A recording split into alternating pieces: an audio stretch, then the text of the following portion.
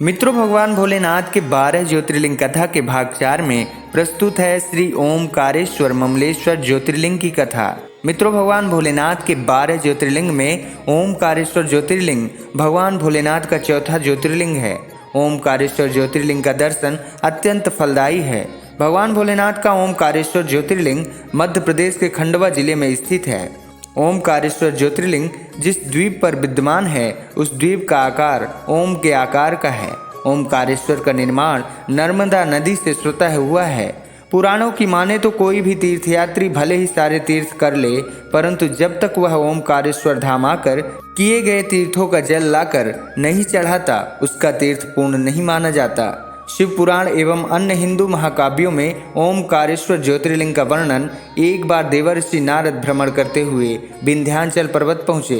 पर्वतराज विंध्याचल ने नारद जी का बड़ा आदर सत्कार किया और बड़े ही अभिमान के साथ कहा, मुनिवर, मैं सभी प्रकार से समृद्ध हूँ। नारद जी ने पर्वतराज की ऐसी अभिमान भरी बातें सुनकर लंबी सांस खींचने लगे। ऐसा देखकर विंध्याचल ने नारद जी से कारण पूछते हुए कहा, मुनिवर, ऐसी कौन सी कमी आपको दिखाई दे रही है जिसे देखकर आपने लंबी सांस खींची?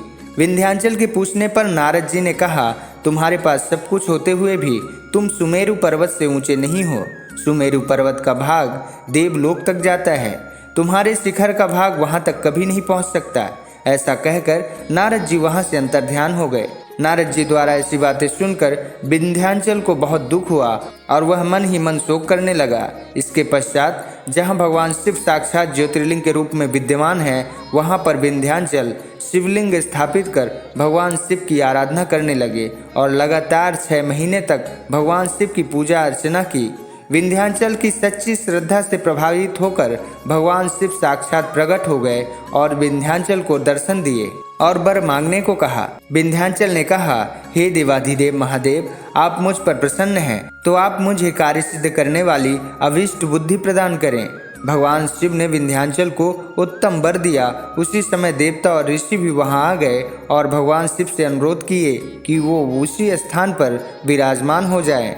तब भगवान शिव ने उन सब की बातों को स्वीकार कर लिए और वहां स्थित एक ही ओमकारलिंग 2 स्वरूपों में विभक्त हो गया। प्रणव के अंतर्गत जो सदाशिव उत्पन्न हुए उन्हें ओमकार के नाम से जाना गया। उसके अलावा पार्थिव मूर्ति में जो ज्योति प्रविष्ट हुई उससे ममलेश्वर ज्योतिर्लिंग के नाम से जाना गया।